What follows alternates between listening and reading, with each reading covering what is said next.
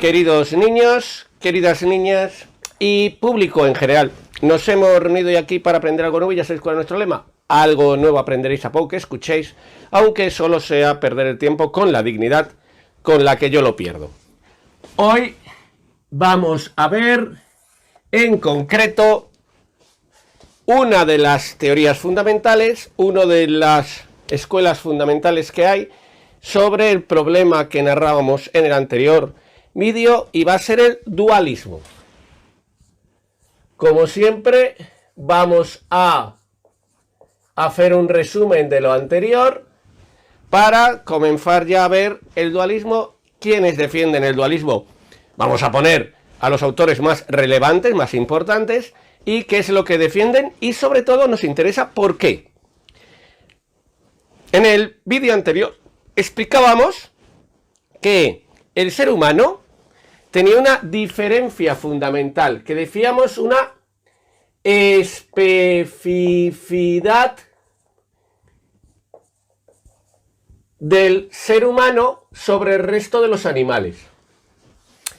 Y decíamos, bueno, pues esa especificidad se traducía, recordemos, en un salto intelectual muy grande entre el hombre y el resto de los animales. Los seres humanos somos mucho más inteligentes y además no solo cuantitativamente, no solo que seamos capaces de resolver más problemas, sino cualitativamente, es decir, tenemos pensamiento abstracto y el resto de los animales no. Segundo, en cuanto a la emotividad, tenemos unos sentimientos muy complejos en relación al resto de los animales. Y tercero, en cuanto a la pregunta por la muerte. Somos, decíamos, el único animal que sabe que va a morir. Y esto nos lleva a plantearnos, estas tres cosas nos llevan a plantearnos una pregunta, que es, primera, ¿cuál es el sentido de la vida? Es decir, somos el único animal que se pregunta ¿cuál es el sentido de estar aquí? ¿Por qué estamos aquí? ¿Por qué estamos vivos? ¿Qué debemos hacer con nuestra vida? Esa es la pregunta por el sentido de la vida.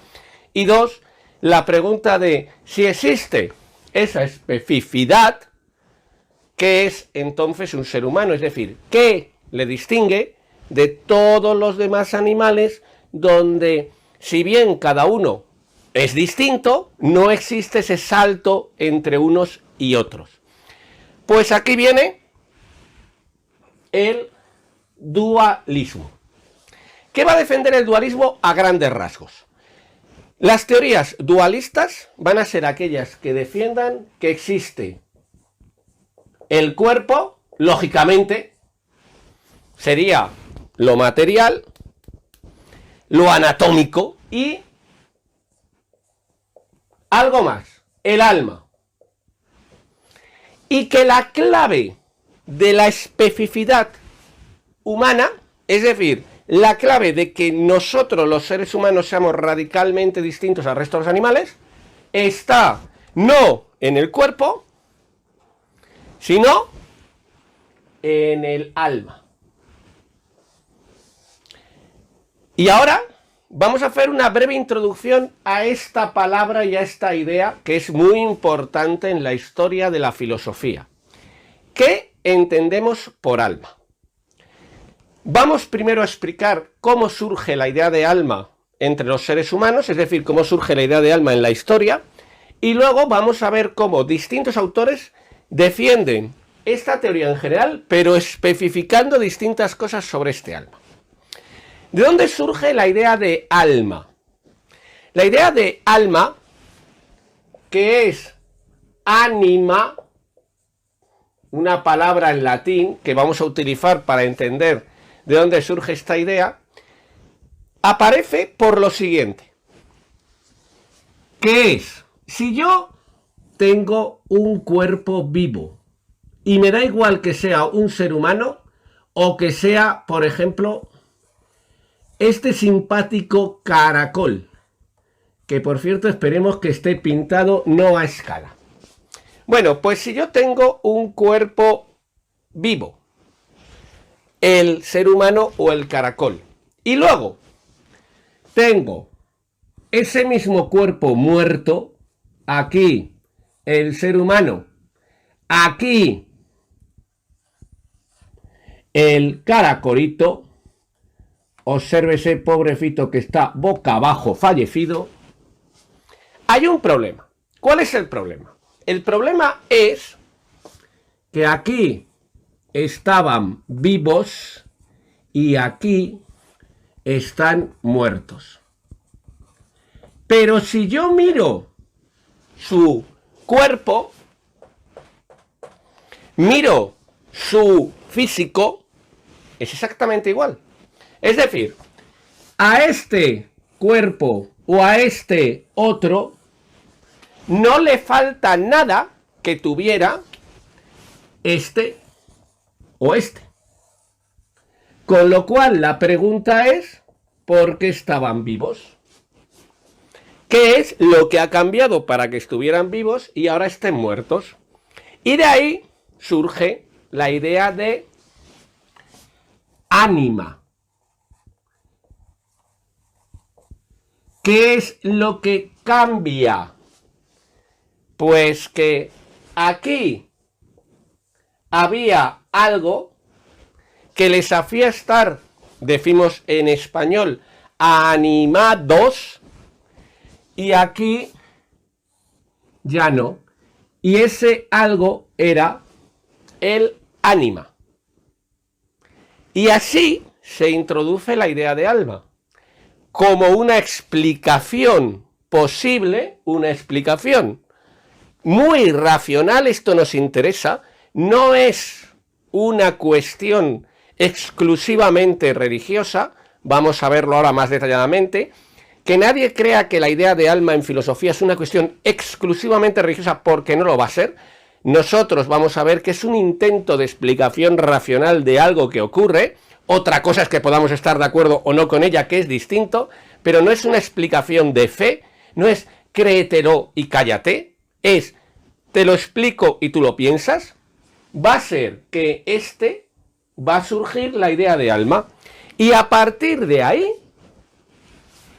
los seres van a tener cuerpo y alma. Pero alguien podría decir, pero vamos a ver, si esto es así, la misma ánima tendría el ser humano que el caracolito. Y te van a decir, no. ¿Por qué? Porque lo vamos a ver. Aquí va a estar la clave, por un lado, de la vida, eso lo van a admitir todos, pero además va a estar la clave de la diferencia. Aunque todos van a tener algo que les anime, ese ánima, no va a ser lo mismo. Y de hecho, a partir del cristianismo, la diferencia va a ser radical y absoluta. Solo los seres humanos van a tener algo que podamos llamar alma, mientras que los animales sí van a tener una capacidad de estar vivos, directamente puesta por Dios, pero no van a tener alma en sentido estricto. Pero ahora lo mejor es explicar a cada uno de estos autores.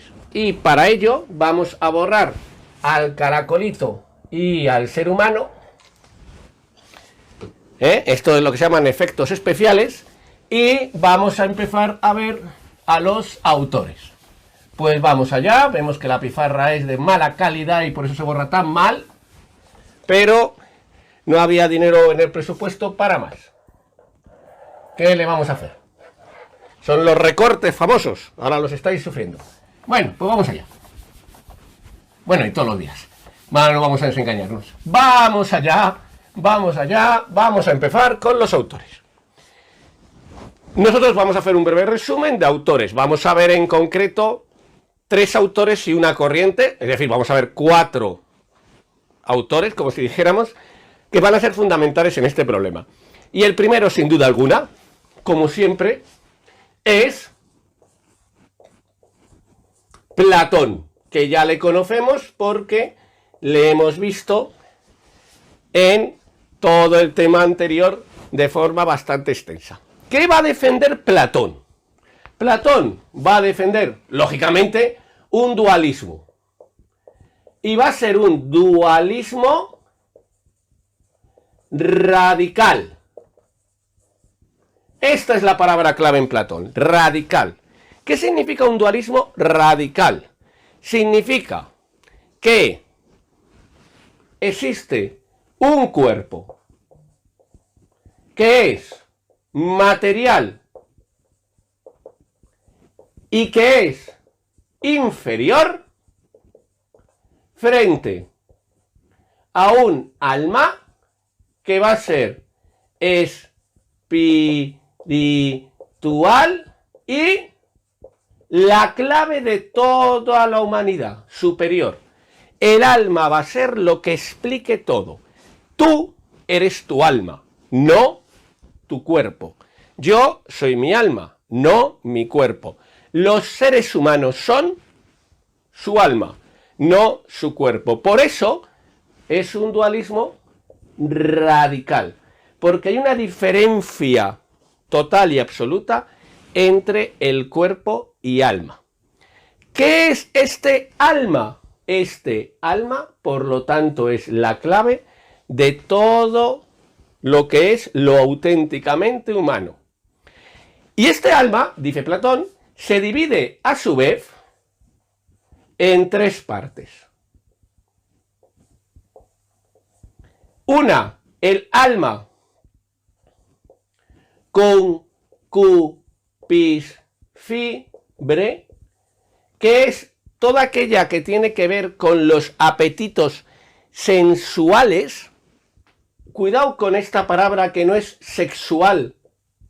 No nos dejemos llevar por nuestro inconsciente, sino que es sensual, quiere decir todo lo que tiene que ver con los sentidos, con la sensibilidad, comer, beber, dormir y por supuesto todo lo que tenga que ver con el sexo también, es decir, aquellas funciones típicamente animales, típicamente que se ha considerado en la tradición que son propias de los animales, las funciones corporales, eso sería lo que rige el alma concupiscible, te hace que tú tengas una vida física determinada. Cuando tienes sed, el alma concupiscible te dice bebe, cuando tienes hambre te dice come, cuando tienes sueño te dice duerme. Es un alma, cuidado, para Platón, imprescindible, porque un ser humano que no tenga alma concupiscible, vamos a imaginar el caso, ¿qué le ocurriría? Que al ser cuerpo y alma moriría y su alma no podría desarrollarse, porque tu alma solo se desarrolla con tu cuerpo. Mens sana, dicen los clásicos, es decir, alma sana, incorpore sano. Luego el alma concupiscible, cuidado, es fundamental. Así que, alma concupiscible. 2.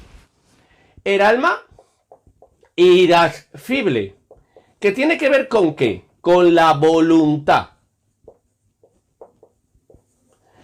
Es aquella que te hace que tú actúes más allá de los deseos sensuales. Es aquella que te hace que tú rijas tu vida más allá de lo puramente que te pide el cuerpo. Pongamos un ejemplo.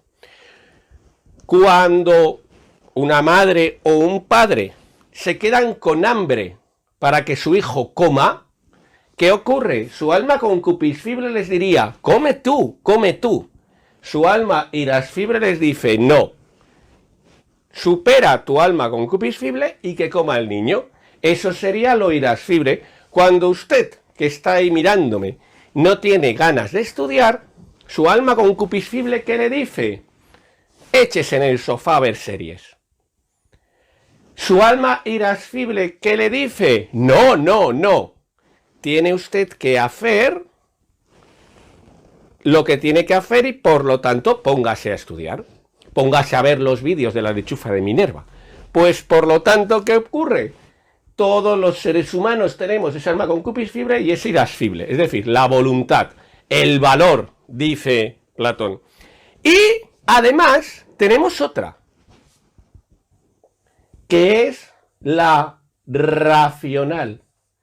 ¿Qué es? La sabiduría, el pensamiento, la razón. ¿Qué nos ocurre? Que no solamente tenemos un cuerpo, que no solamente tenemos la capacidad de dominar el cuerpo, sino que además tenemos una capacidad intelectual. Y esto es muy importante para Platón. ¿Qué es lo que nos ocurre? El alma racional es la clave del ser humano. Un animal, vamos a imaginarlo, ¿podría tener alma concupiscible? Sin duda. Sin duda. ¿Un animal podría tener alma irascible? Sin duda. Hemos visto todos, por ejemplo, cómo los que tenéis perro o conocéis a alguien que tenga perro, hay un hecho muy curioso que es la capacidad que tienen los perros, la voluntad que tienen los perros hasta conseguir algo. Por ejemplo, que son muy pesados para que les saques y cuando quieren salir te lo hacen ver durante horas. Cuando quieren comer te lo hacen ver durante horas. Cuando quieren jugar te lo hacen ver durante horas. Por supuesto que tienen este alma, diría Platón. No me importa que tengan alma concupiscible. No me importa que tengan alma irascible. Tienen vida. Pero ¿qué es lo que no tienen? Alma racional. Por eso a tu perro no le puedes hablar de filosofía. Por eso tu perro no va a ver este vídeo y va a estar emocionado como ahora mismo seguramente estás tú. Esa es la diferencia entre unas almas y otras. Y por eso, dice Platón, ¿cuál será la esencia del ser humano? Es decir, ¿qué es lo que nos hace realmente humanos? El alma racional. Esa será lo que realmente nos hace, ¿qué? Humanos. Esa será la clave de nuestra humanidad.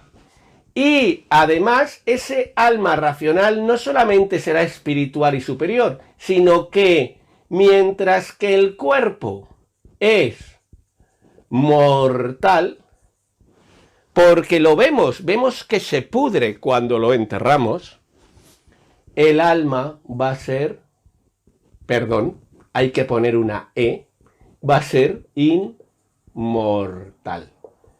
Es decir, no va a morir nunca.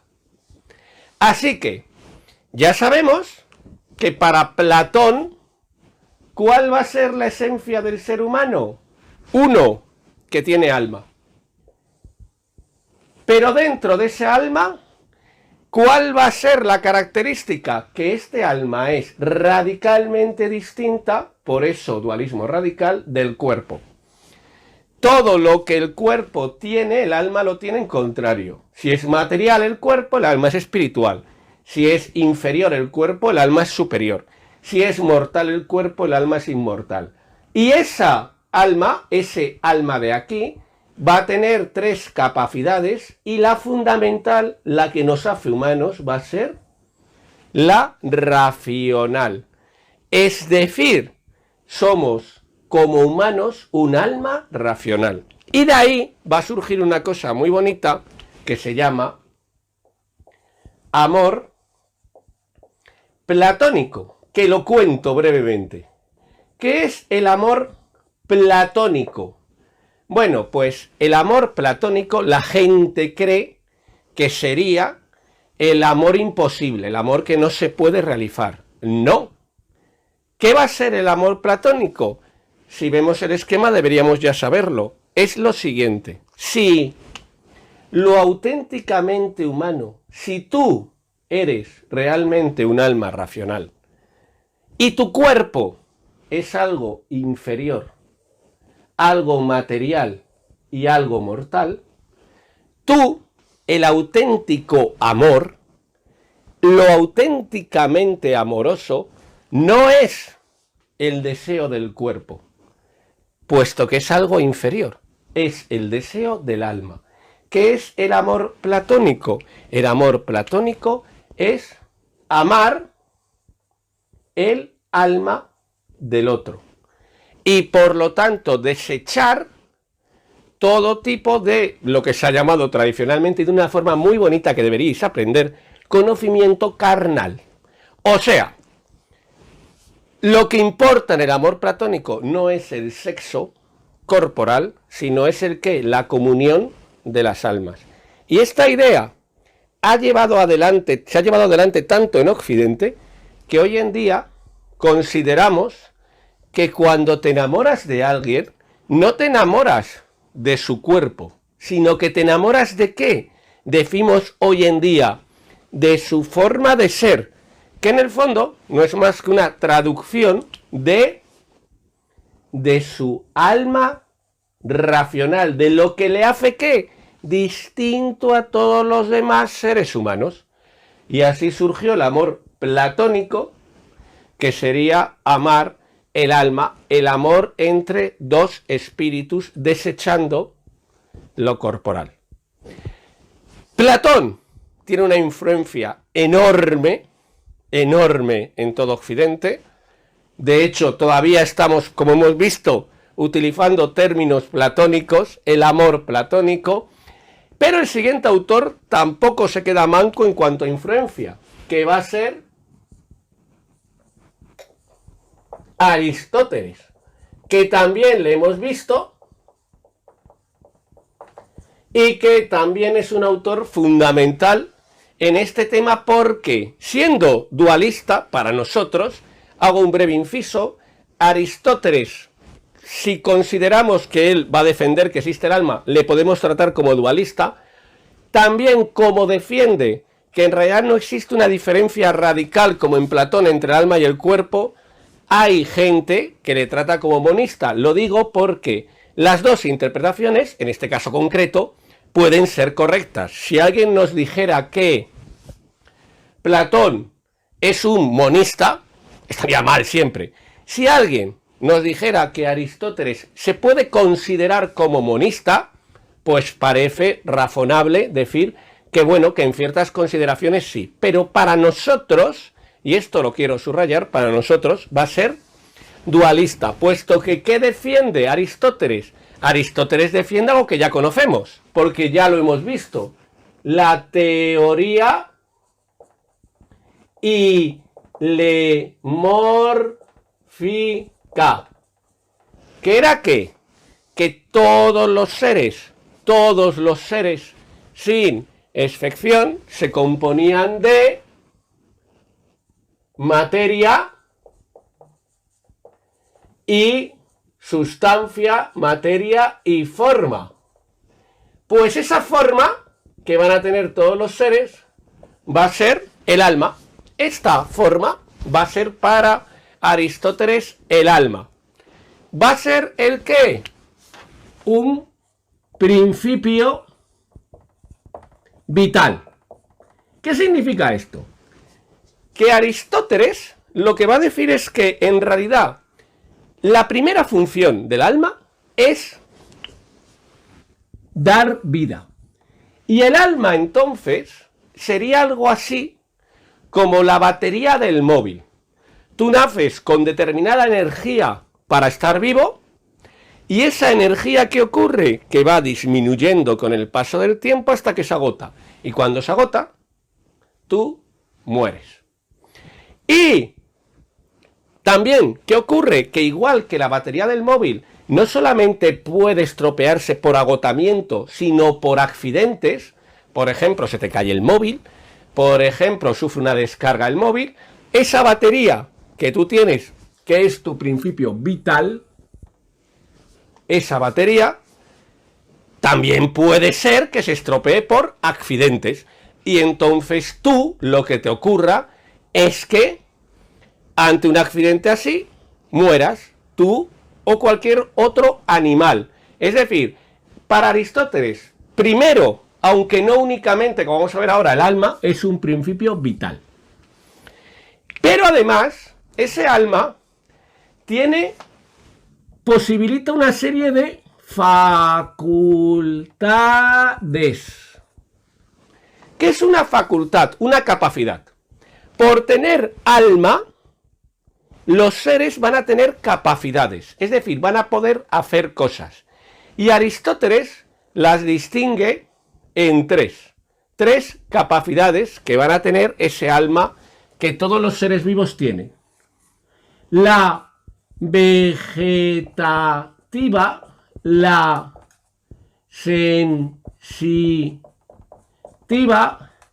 y la última de todas, que va a ser la racional, la intelectiva.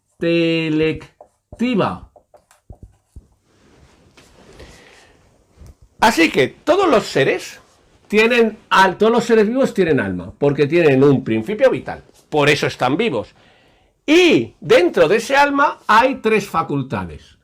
Pero aquí es la diferencia. ¿Qué ocurre? Que estas facultades van a estar distribuidas de forma distinta entre distintos seres. Es decir, va a haber seres que tengan una, que tengan 2, y va a haber un ser que tenga las 3. La vegetativa, ¿cuál es? La capacidad de crecer, la capacidad de reproducirse. Lógicamente, todos los seres, alimentarse sería otra capacidad de la vegetativa, todos los seres vivos tienen alma vegetativa, sin duda alguna, todos. Es decir, todos los seres vivos tienen alma vegetativa, puesto que esa sería la cualidad esencial para estar vivo. Poder nutrirte, poder crecer, poder reproducirte. Así que todos los seres vivos tienen capacidad vegetativa. ¿Cuál sería la sensitiva? La capacidad de sentir y moverse. Y aquí ya empieza la diferencia. Todos tienen vegetativa, pero solo los animales tienen sensitiva. Porque las plantas no tienen capacidad de moverse, ni tienen capacidad de sentir, no tienen sistema nervioso alguno. Luego, por lo tanto, todos los seres vivos tienen vegetativa, solo los animales tienen sensitiva. Un perro tiene vegetativa y sensitiva. Una patata tiene vegetativa, pero no sensitiva. Cuando tú compras la patata, aquella patata está viva. Y de hecho, si la dejas, verás que te salen una serie de tuberculitos pequeños que demuestran que la patata está viva, que todo el mundo se acuerde de aquel famoso experimento que hacías en primaria de la judía y el algodón, en el cual aquella judía que estaba en un saquito de plástico tú habías comprado, sin embargo, de pronto germinaba y salía una planta de judía. Las plantas están vivas. Pero ¿qué les ocurre? Que cuando tú peras la patata primero, que le sacas la piel, la tiras. Luego, lo que haces es que con un cuchillo descuartizas aquella patata en trozos más pequeños, para al final aquella patata que probablemente todavía esté viva, echarla en aceite hirviendo. Tú imagínate que esa patata tuviera facultad sensitiva. Lógicamente, sospechamos que saldría corriendo, o al menos lo intentaría, como hacen, por ejemplo, los cangrejos cuando los cocemos vivos. Por lo tanto, ¿qué ocurre? Vegetativa y sensitiva. Son 2 distintas. Pero, ¿qué ocurre? Que hay un animal que además tiene otra. La intelectiva. ¿Que es cuál? La racional. ¿La capacidad de qué? De algo distinto a todos. Pensar. Ese animal que tiene esa capacidad especial, esa capacidad distinta, ese animal es el ser humano. Y es más, añadimos algo más. Ese animal es el ser humano cuya capacidad intelectiva, ¿qué es? Su característica básica. ¿Por qué? Porque la lechuga, el chimpancé y yo compartimos vegetativa. El chimpancé y yo compartimos sensitiva. Pero yo solo comparto la intelectiva con el resto de los seres humanos, con ninguna otra especie animal. Por lo tanto, lo que nos hace humanos es la forma, el alma, que nos da la vida y nos da la capacidad de pensar. Y aquí ya tenemos un ser humano compuesto de cuerpo y alma, y ese alma es su característica fundamental. Por eso nosotros introducimos a Aristóteles en el dualismo. Pero ¿qué le ocurre a ese alma cuando muere? Porque hemos dicho que ese alma es el principio vital.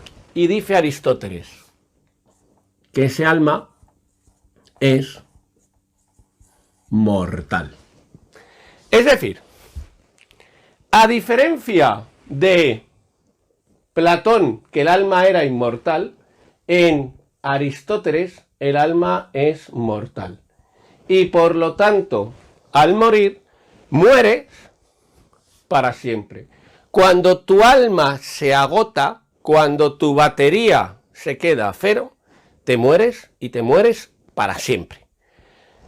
Así que, mortal, inmortal, pero los dos tendrían en común que la parte racional, la capacidad que nos hace humanos, que es el pensamiento racional, es algo que viene proporcionado por esa espiritualidad, por esa sustancia que no es material, que sería el alma, tanto en Platón como en Aristóteles.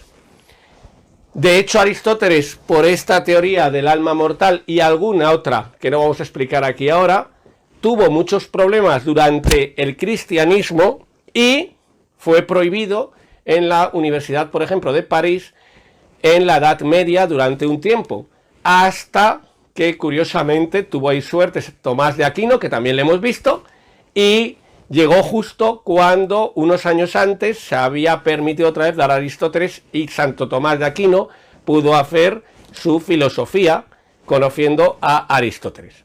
Así que, en el mundo griego, dos fundamentales, Platón y Aristóteles. Pero hay otro elemento que indudablemente en el dualismo hay que dar, y más en Occidente, que es el tercer elemento, que va a ser el cristianismo, que va a ser fundamental. El cristianismo. ¿Qué es lo que defiende el cristianismo? El cristianismo va a recoger ideas, uno, del judaísmo, y dos, de la filosofía griega. Por eso siempre se dice que nosotros, la cultura occidental, tiene sus orígenes en el mundo griego, grecorromano, y en el mundo judío, del judaísmo, el cristianismo, pues va a recoger sus fuentes de la cultura griega, de Platón, Aristóteles, de todos los filósofos griegos, de la cultura romana, que recoja la griega, y del judaísmo, y va a defender sobre el alma, que es lo que nos importa aquí, lo siguiente. Todos los seres humanos tienen alma. Uno. Es decir, tú eres humano porque tienes alma. Esa alma es individual. Tú eres humano porque tienes alma y eres este humano en concreto porque tienes este alma en concreto. Es decir, yo tengo un alma propia e individual que es radicalmente distinta al alma de cualquier otra persona. Mi alma ha sido creada directamente por Dios para mí. Además, este alma que es individual y propia, cada uno tenemos una, es inmortal. Es decir, cuando yo muera, mi cuerpo muere, pero mi alma es inmortal y permanece para siempre. Cuidado que no es eterna.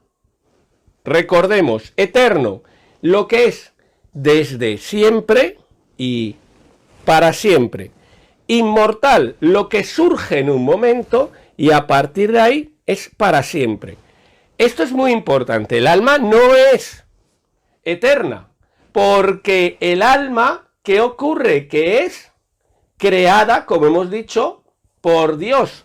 Cuando tú naces, tu alma, ¡pum!, la crea Dios para ti.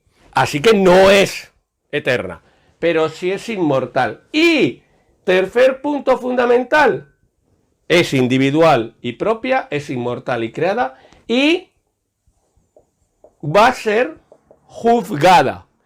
La idea fundamental del cristianismo, la idea de juicio, que está aquí. Esta idea de juicio es muy importante porque en el cristianismo ese alma va a ser juzgada. Y además, nada más morirte una vez, tú te mueres, vas al cielo y allí Dios te juzga y te manda al cielo, donde están los que son muy buenos, han sido muy buenos, al purgatorio, según el cristianismo, un lugar intermedio donde estás un tiempo, purgas, por eso se llama así, es decir, limpias tus culpas y luego vas al cielo, o los que han sido muy malos van al infierno, te juzga, y luego en el juicio final, ya aquí en ciertas iglesias cristianas sí, en otras no, pero en la mayoría sí, ese alma inmortal se unirá otra vez a tu cuerpo y vivirás para siempre en el reino de los cielos. Así que, Platón, Aristóteles, cristianismo. Esto sería lo fundamental en la antigüedad y en la Edad Media. Pero hay un cuarto autor muy importante, fundamental, que también lo hemos visto en el tema anterior, que es Descartes.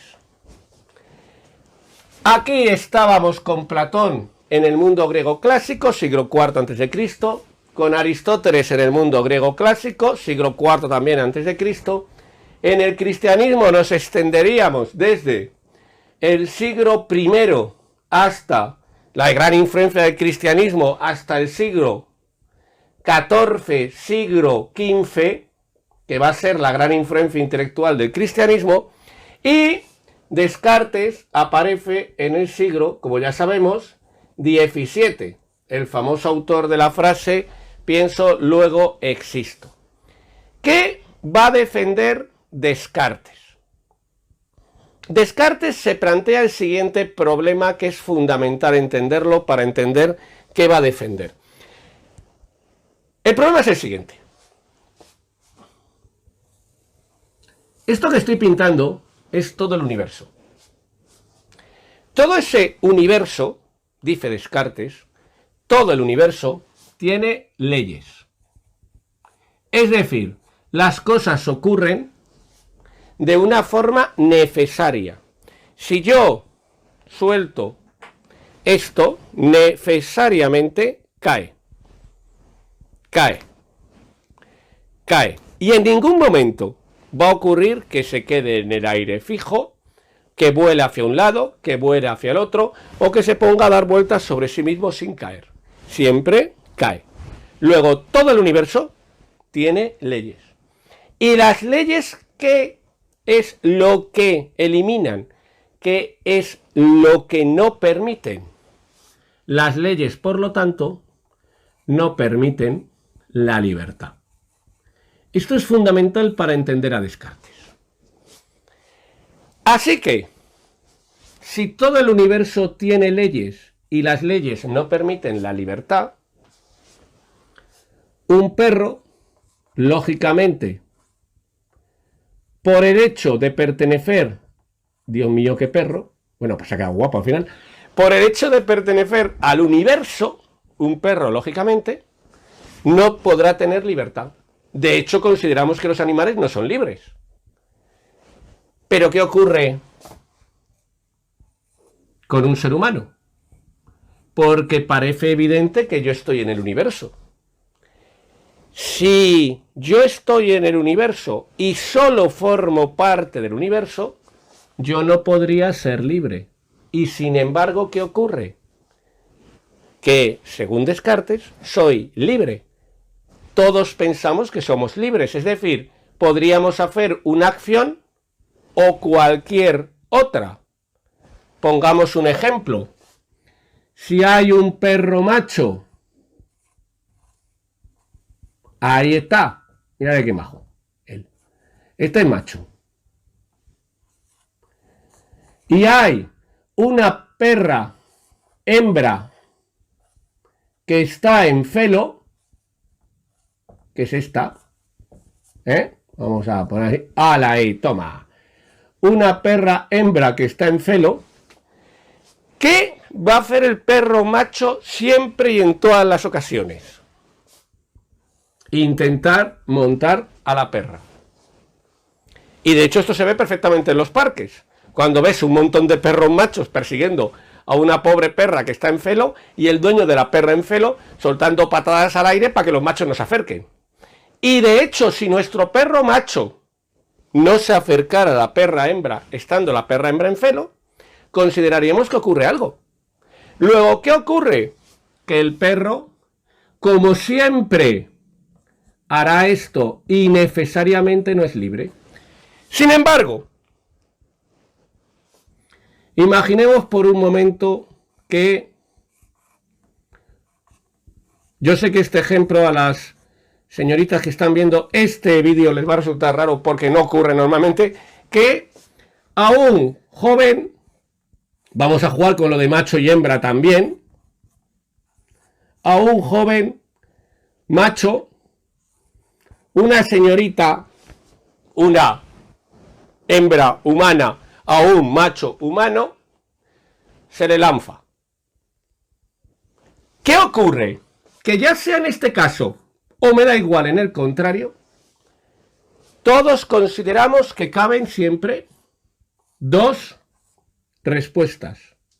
Sí, sí. Alguno está diciendo solo cabe esa, pero no, cabe otra. No, no. Es decir, que la respuesta